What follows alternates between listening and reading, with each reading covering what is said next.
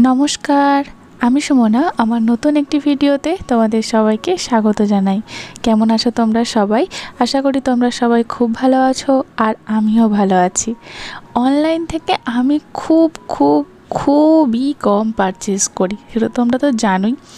জীবনে প্রথমবার অনেক রিস্ক নিয়ে অনেক ভাবনা চিন্তা করে ফাইনালি আমি একটা শাড়ি কিনেছিলাম, যে শাড়িটা আমি এখন পরে আছি। এই শাড়িটা কেনার পিছনের সবথেকে মেন রিজন যেটা, যে একটা রিজন তো যে আমার ভীষণ পছন্দ হয়েছিল, তবেই আমি এতটা রিস্ক নিয়ে কিনেছিলাম, তাও ফেসবুকের লাইভ দেখে। তো ফেসবুকের একটা পেজ থেকে আমি এই শাড়িটা আর কি আমার ভীষণ পছন্দ হয়। তবে এই শাড়িটার থেকে সবথেকে মেন রিজন যেটা, শাড়িটার থেকেও সবথেকে বেশি পছন্দ হয়েছিল এর ব্লাউজটা। তো এই ব্লাউজটা দেখে আমি আর নিজেকে আর সামলাতে পারিনি। তো অনেক কী বলবো, অনেক চিন্তাভাবনা করে যে যদি ঠকে যাই, কারণ অনলাইন থেকে আমি যত ধরনের জিনিসপত্র, এইসব জামা কাপড়ের দিক থেকে যতবার যা কিছু পারচেস করেছি, তো তার কিন্তু এক্সপিরিয়েন্স আমার অতটা ভালো নয়। আমার সবসময়তেই পছন্দ যে অফলাইনে জামা কাপড় কেনা, এবং আমি যে জামা কাপড়টাই কিনছি সেটা যেন আমি হাতে নিয়ে দেখতে পারি, হাতে নিয়ে দেখবো কাপড়টা কীরকম, তার কোয়ালিটি কীরকম। তো সেই রকমভাবে আমি জিনিসপত্র কেনাকাটা করতে পছন্দ করি। আর তোমরা অনেকে আমাকে বলো না যে তুমি কেন অনলাইন থেকে জিনিসপত্র নাও না, অনলাইনে তো অনেক সস্তায় পাওয়া যায়। আসলে আমি কোয়ান্টিটিতে বিশ্বাস করি না, কোয়ালিটিতে বিশ্বাস করি। যে সমস্ত জামাকাপড়গুলো সস্তায় পাওয়া যায়, তো সেই সস্তার বস্তা একটা কথা আছে, ঠিক সেরকম কোয়ালিটি একদমই ভালো হয় না। তুমি কয়েকবার পরার পরই সেই কাপড়টা তোমার পরতে ইচ্ছে করবে না।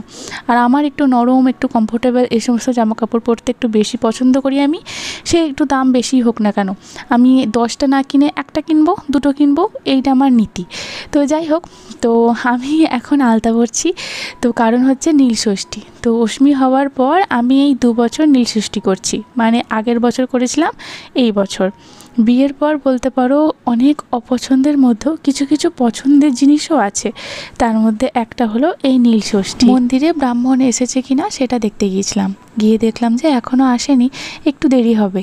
তো সেই জন্য ভাবলাম এই যে আমাদের কলা গাছটা, এখানটাতে একটুখানি দাঁড়ানো যাক, একটুখানি ঘুরে বেড়ানো যাক। কারণ অষ্টমীকে তো দেখার মতো দেখতে আমাকে হচ্ছেই না। অষ্টমী ওর মামা মাসু ওদের সাথেই আছে, তো কোনো চাপ নেই, কোনো টেনশন নেই।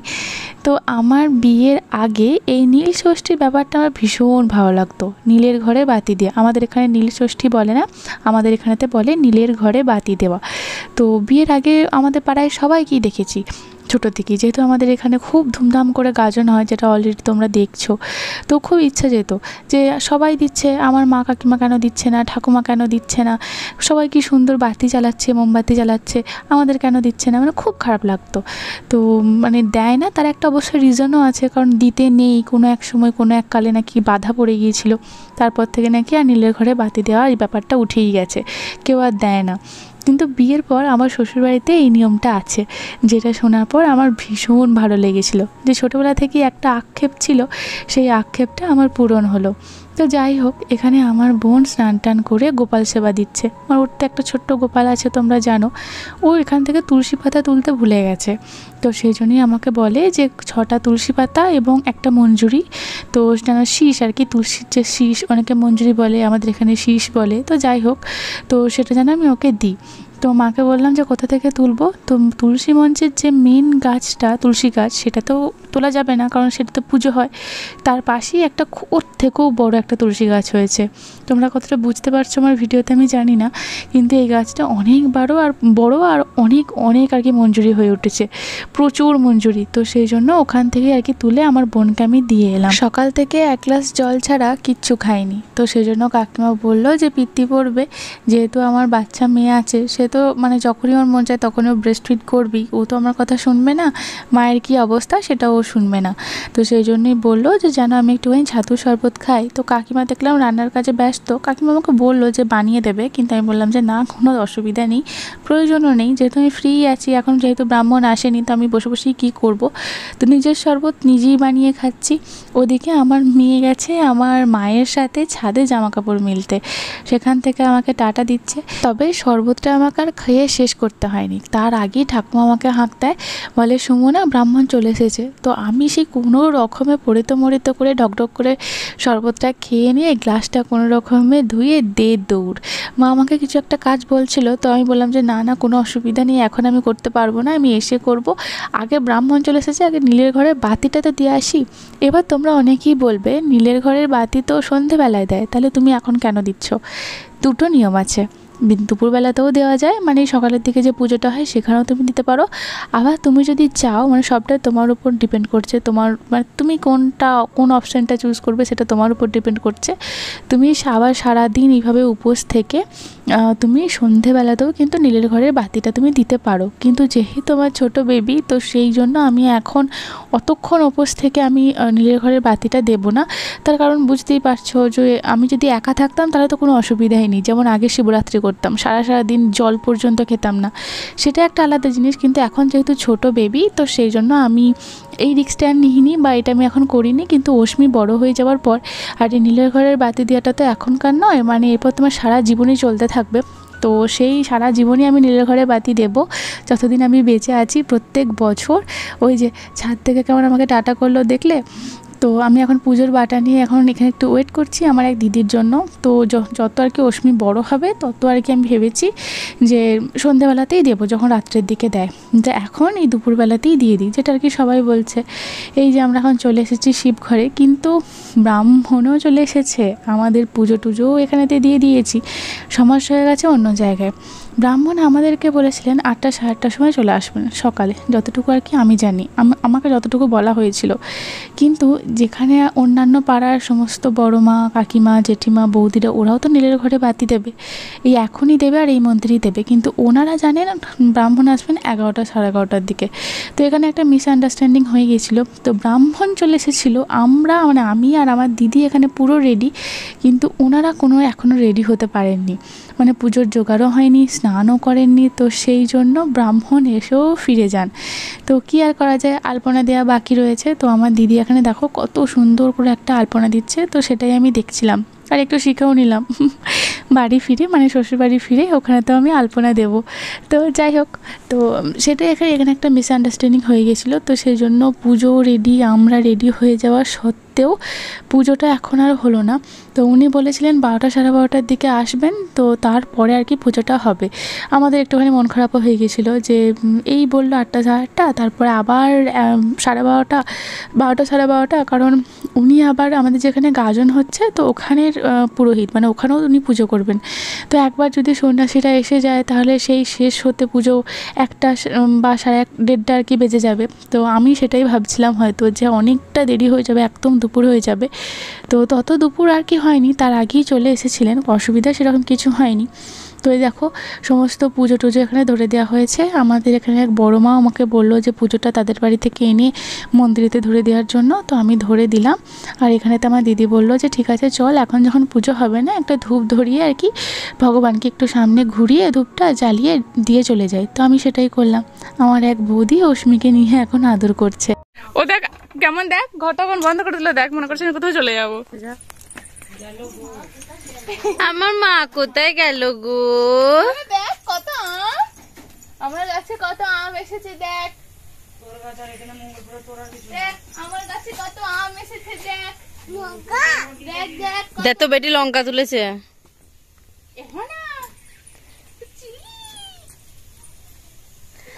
আমার মা কোথায় গেল গো? আবার লঙ্কা গুলো তোরা মামুনি এসে মেরে দেবে, মামুনি এসে মেরে দেবে। এটা দেখা ছুটিকে দিয়েছো, যাও ছুটি রান্না করো, ছুটিকে দিয়ে তুলে না তুলে না। হ্যাঁ তুলে নিয়ে আমি ঘর ঢুকিয়ে গাজন। আমার মা কোথায় গেল গো? দেখো এ কুকি, কুকি আম গাছ, কুকি দেখবি, দেখবি বলি কুকি, কুকি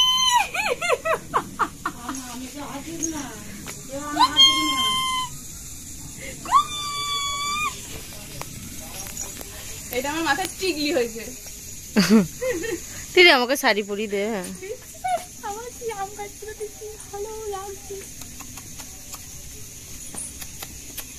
নীলের ঘরে বাতিটা কে করেছে? আমি না আমার বোন। আমি শাড়িটাই চেঞ্জ করে দিয়েছিলাম, কারণ তোমাদেরকে বলেইছি এত দেরি করছিল ব্রাহ্মণ এসে ফিরে গেছে। আমাকে কেমন দেখতে লাগছে? আমার থেকে ভালো লাগছে। Guys comment share subscribe. খুব সুন্দর লাগছে পরে। নীলের ঘরে বাতিটা আমি করিনি, আমার বোন করেছে। গাইস লাইক কমেন্ট শেয়ার আর সাবস্ক্রাইব, সেটাই তো করবে। সমুজ প্যাশন। খুব সুন্দর লাগছে। ব্রাহ্মণ চলে এসেছে ফাইনালি। সেই মুহূর্ত, যে মুহূর্তের জন্য আমি একটা বছর অপেক্ষা করে থাকি। কারণ এই যে নিয়মটা বা এই যে রিচুয়ালস, যেটাই বলো, নীলের ঘরের বাতি দেওয়া বা নীল ষষ্ঠী, এটা আমার ভীষণ পছন্দের একটা দিন, ভীষণ পছন্দের একটা রিচুয়ালস। আগের বছর যখন নীলের ঘরে বাতি দিয়েছিলাম, তখন আমার হাতে এখন যে প্রদীপটা দেখছো, এইরকম প্রদীপ কিন্তু আমি আগের বছর আনিনি। আসলে প্রথম বছর তো অতটা বুঝতে পারিনি, অতটা জানতাম না যে কী কী নিয়ম না নিয়ম। অবশ্য আমার শাশুড়ি মা বলে দিয়েছিলেন, কিন্তু উনি বলেছিলেন, উনি যতটা জানেন ততটা বলেছিলেন, আমি সেই বিষয়ে কোনো কিছু বলতে চাই না। কিন্তু তাছাড়াও আরও আর কি নিয়ম আছে যেগুলো আমি জানতাম না। আর যেহেতু আমার বড় বাড়িতে এই নিয়মটা নেই, মানে আমার মা কাকিমা ঠাকুমা এই নিয়মটা করেননি, তো সেহেতু ওনারাও ঠিক মতো জানেন না। কিন্তু যখন আমি মাঠে নামি বা ফিল্ডে নামি, আমার বাবার কথার মতো, যে আগে ফিল্ডে নেমে তো দেখ, তারপর পিছিয়ে আসবি, ফিল্ডে না নেমে দূর থেকে গুলি ছোড়ার কোনো দরকার নেই, তো সেই রকম আর কি। তো যখন আমি আগের বছরে এই মন্দিরেতেই শিবের ঘরের বাতি, মানে নীলের ঘরের বাতি যাই বলো বা নীল ষষ্ঠী যাই বলো, তো সেটা যখন আসি পুজো দিতে, তখন আমি অনেক নিয়ম জানতে পারি এনাদের দেখে। তো আমি দেখেছিলাম যে এখানেতে ঘিয়ের প্রদীপ জ্বালাচ্ছে, যেটা আমার ভীষণ ভালো লেগেছিলো। কিন্তু যেহেতু জানি না, তো আমার কাছে ঘিয়ের প্রদীপ ছিল না। কিন্তু মনে মনে ভেবেছিলাম যে সামনের বছর, মানে এই বছরের কথা, যে আমি একটা ঘিয়ের প্রদীপ জ্বালাবই আমার সন্তানের মঙ্গল কামনাতে। তো সেই জন্যে যখন আমি শ্বশুরবাড়িতে ছিলাম, তোমাদের দাদাভাইকে দিয়ে একটা মাটির প্রদীপ আনতে বলেছিলাম। তোমাদের দাদাভাই পুরুষ মানুষ, সে অতটা জানে না, তো তাকে একটা ছোটো মাটির প্রদীপ আনতে বলেছিলাম। তো সে এনেছে একটা বিখ্যাত বড় একটা মাটির প্রদীপ, নর্মালি যে প্রদীপগুলো হয় তার থেকেও অনেক বড় প্রদীপ। তো যাই হোক, কোনো অসুবিধা নেই। তো মায়ের কাছে ঘি ছিল, তো মাকে বললাম যে ঘি দিতে। তো মায়ের কাছ থেকে ঘি নিয়ে এসে আর এই তোমাদের দাদা ভাইয়ের আনা প্রদীপ দিয়ে আমি এবারের আর কি নীল ষষ্ঠী বা নীলের ঘরের বাতি আর কি দিলাম। আর হ্যাঁ, সাথে অবশ্যই একটা ক্যান্ডেলও ছিল, মানে মোমবাতি যাকে বলে, কথাটাই তো হলো নীলের ঘরের বাতি। তো একটা মোমবাতিও জ্বালিয়েছিলাম এবং অশ্মি নামে একটা ঘিয়ের প্রদীপও জ্বালিয়েছিলাম।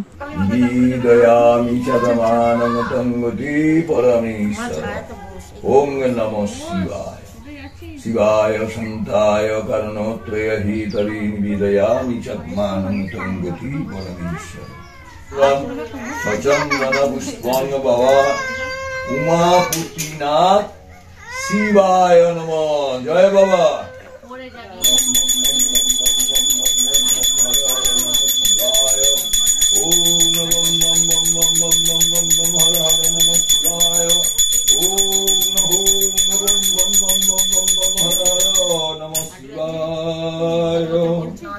পুজো শেষ হয়ে যাওয়ার পরে এখন আমরা সবাই মিলে বসে এখন দিচ্ছি পুষ্পাঞ্জলি।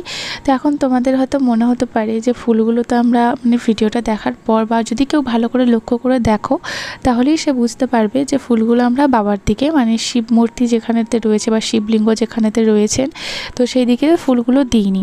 কারণ যেহেতু আর কি মানে আমি খুব ভালোভাবে দিতে পারবো বা আমার দিদিও খুব ভালোভাবে দিতে পারবে, কিন্তু আমাদের পিছনেতে মানে আমাদের তোমরা যাকে সামনে দেখতে পাচ্ছ, তো ওনার পক্ষে একটুখানি চাপের হবে। কারণ না, যদি উনি ছড়ে নাও, বাবার গায়ে অতটা পড়বে না, চারিদিকে ছড়িয়ে ছিটিয়ে যাবে মন্দিরের ভেতরে। তো সেই জন্য আমাদের এখানেতে দেখেছি, দুর্গা পুজোর সময়তেও দেখেছি, এরকম একটা পেতে মতো দেওয়া হয়, তার মধ্যেই পুষ্পাঞ্জলির যে আর কি আমরা মন্ত্রগুলো বলার পর যে ফুলগুলো আমরা ভগবানকে অর্পণ করি, তো সেই ফুলগুলোই একটা পেতের মধ্যে স্টোর করে রাখা হয়, মানে সবাই মিলে ওর মধ্যেই রাখে আর কি, জমা হয় একসাথে। তারপর যখন পুষ্পাঞ্জলি দেওয়া শেষ হয়ে যায়, তো সেই ফুলগুলো নয় আমরাই কেউ একজন, না হলে ব্রাহ্মণ নিয়ে গিয়ে ওই ফুলগুলো একদম ভগবানের চরণেতে প্রদান করেন। সেটা মনে হয় আমাদের জন্য মানে সবার জন্য খুবই ভালো। না হলে এইদিকে সেই পুষ্পাঞ্জলি ফুল এদিক ওদিক ছড়িয়ে ছিটিয়ে যাবে, কারোর পায়ে লাগবে, তো তার থেকে এই নিয়মটাই সব থেকে বেশি ভালো, তাই না বলো? পুষ্পাঞ্জলি শেষের পর এবার আমাদের বাতিটা জ্বালানোর সময়, যেটা সব থেকে ফেভারিট পার্ট আমার হাতে দেখছো একটা অরেঞ্জ কালারের মোমবাতি, ওটা আগে আমি নিয়ে এসেছি। তো আর ওই ক্যান্ডেল বলছি, সরি, ওই যে বাতিটা মানে কি বলবো, প্রদীপটা, তো সেটা তো তোমরা দেখেইছো, সেটাও রয়েছে। এবারে প্রদীপগুলো জ্বালানোর সময়, তো সবার প্রথমে আমার দিদি আর কি জ্বালায়, তারপর আমার যে বড় মা রয়েছেন আর কি, তো ওনার পুজোটা আমি ওনার বাড়ি থেকে নিয়ে এসে মন্দিরেতে দিয়েছিলাম, মানে মন্দিরে ধরে দিয়েছিলাম। তো উনিই বললেন যে ওনার দুটো ক্যান্ডেল রয়েছে, মানে ওনার যেখানে পুজো দিয়েছেন আর কি তার ডালাতে, তো সেই ক্যান্ডেলগুলো যেন আমি জ্বালিয়ে দিই। তো সেই ক্যান্ডেলগুলো আমি নিয়ে নিলাম। তো আমার হাতে 3টে ক্যান্ডেল এবং একটা বাতি বলতে প্রদীপের কথা বলছি। তো এই 4টে জিনিস নিয়ে আমি আগুন, মানে ভয় লাগছিল আমার বিশাল, কারণ দেখো এটা তো একটা আগুন, আর আগুন তো কোনো কিছুই মানে না। তো সেই জন্য, আর সবাই শাড়ি পরে রয়েছে, একাই আমি এরকম নাইটি পরে রয়েছি, কারণ যে মুহূর্তে আর কি ব্রাহ্মণ আসে, যে মুহূর্তে আমাকে হাঁকটা দেওয়া হয়, তো সেই মুহূর্তে অত তাড়াতাড়ির মধ্যে শাড়ি পরাটা সম্ভব হয়নি। আর তার আগেই আমার বোন শাড়িটি পরে আর কি বসে রয়েছেন। তো সেই জন্য ওকে আবার খোলাবো, ওর কাছ থেকে আমি নিয়ে পরবো বা অন্যান্য শাড়ি পরবো, সেই অতটুকু সময় আমি পাইনি। তা এই যে নাইটিটা দেখছো, এই নাইটিটা তো আমাদের অনেকেরই খুব পছন্দ হয়েছে। তো এই নাইটিটা আমি প্রথমবার পরলাম। তো এটা মানে একবারও ওয়াশ করাও হয়নি, কোনো কিছুই না, একেবারে নতুন। তো সেহেতু নতুন বস্ত্রই যেহেতু আমি পরে আছি, তো সেহেতু আমি আর অতটা চেঞ্জও করিনি। এই যে ব্রাহ্মণ এখন বললেন যে বাবাকে একটুখানি আরতি করে আমাদের নিজেদের মনস্কামনা বলতে, তো সেটাই এখন আমরা সবাই মিলে বাবার আর কি আরতি করলাম। তারপর আমার ভীষণ ভয় লাগছিল, সবাইকে বলছিলাম যে আস্তে আস্তে যাও, নাহলে আমাকে একা ছাড়ো প্রথমে, কারণ এতগুলো জিনিস আর কি আমার হাতে রয়েছে। তারপর আমার দিদি বেরিয়ে আসার পর একজন যান, তো উনি বেরিয়ে আসার পর তারপর আমি ফাইনালি গিয়ে বাবার সামনে বাতিগুলো জ্বালাই, মানে রাখি আর কি, আর নিজের সন্তানের মঙ্গল কামনায় আমার মনোবাসনা বাবার সামনে বাবাকে আমি জানাই। বাস এতটুকুই। এই হলো আমার এই বছরে নীলের ঘরের বাতি দেওয়ার কাহিনী। তোমরা কিভাবে নীলষষ্ঠী পালন করেছিলে আমাকে অবশ্যই কিন্তু কমেন্টে লিখে জানিও। পুজো শেষ, এবার প্রসাদের জন্য অপেক্ষা করা। পেটে ছুঁচোয় ডন মারছিল যতক্ষণ পুজো হয়েছে। পুজো শেষ হওয়ার পর থেকে, হ্যাঁ একটু দূরে যাও, ওকে দেখো ভালো করে, ওকে সবাই ভালো করে দেখো। হ্যাঁ, নীলের ঘরে বাতি আমি নিইনি, আমার বোন দিয়েছে, এক পেট খাওয়া দাওয়া করে মেকআপ টেকআপ করে। আবার মেকআপ করিনি, ওলে মেকআপ করেনি। হ্যাঁ ও মেকআপ করেনি। আচ্ছা আমি বলছি ও কি কি করেছে। ও একটু সানস্ক্রিন মেখেছে, তারপরে ফাউন্ডেশন দিয়েছে, তার উপরে ওই কি বলে এটাকে, আমি নিজেই ভুলে যাচ্ছি, কম্প্যাক্ট পাউডার দিয়েছে। না কম্প্যাক্ট পাউডার দিইনি। আচ্ছা কাজল, আইব্রো, লিপস্টিক, আয় লিপস্টিক, আর কি কিছু বাকি রয়ে গেল? হ্যাঁ আইব্রোটা তো বললাম। হ্যাঁ না মুছে বলে কি, তো সমস্ত কিছু করেছে। তারপর বলছে ও কোনো মেকআপ করেনি। এই যে জুম করো জুম। তারপরে খাওয়া দাওয়া করার পর বলে কিনা যে আমাকে খেতে পর্যন্ত দিচ্ছিল না, যে তাড়াতাড়ি জামা করে ছবি তুলে দিয়েছ। তো আমার অবস্থা এই, কারণ শুকিয়ে মুখিয়ে অস্থির। Hi guys, welcome to India, welcome to West Bengal, welcome to Sumuj fashion. আমার দিদির চ্যানেলটা আরো বেশি বেশি করে দেখো। বক শুরু, উল্টো পাল্টা বক, ইগনোর না ইগনোর না, আমার দিদি অনেক স্ট্রাগল করেছে। একটা সময় ছিল, একটা সময় ছিল যখন ও জানতো না ভিডিও কি, ব্লগ কি, সেখান থেকে ডিকশনারি খুলে ব্লগের মানে জেনেছে। খুবই কষ্ট করেছে মেয়েটা। সেই সময়ে পাশে দাঁড়ানোর মতো কেউ ছিল না, ছিলাম শুধু আমি। আমার অফুরন্ত সাপোর্ট, অক্লান্ত পরিশ্রম, আর কান্না পাচ্ছে আমি, আর তোর দুঃখ এত সাপোর্ট আমি না নিতে পারছি না। উৎসাহের জন্য আজকে তোমাদের সুমুজ ফ্যাশনের সুমনা আজ দাঁড়িয়েছে। সেই জন্য আমি আমার নিজেই পিঠটা চামড়াচ্ছি।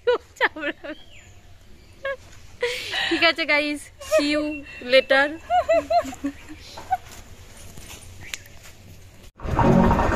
দিদি আমার কি করেছো তুমি, কি লাগিয়েছো তুমি? মানে বললে লিপস্টিক টিপটা পড়েছে দেখ।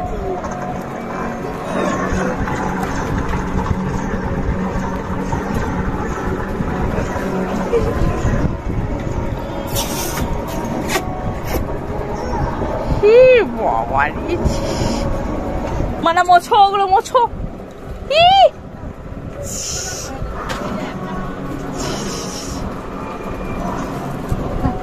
মুছি দিয়ে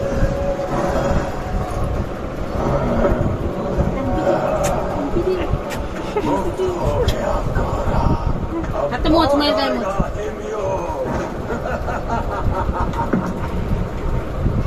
এদের আমার লিপস্টিক দে।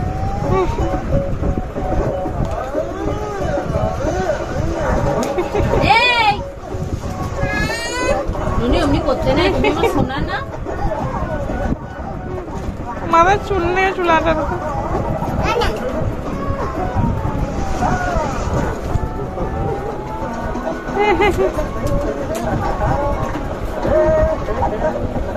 বলি দিল। এবার দেবে রে, এবারে গাড়ি উল্টে দেবে রে।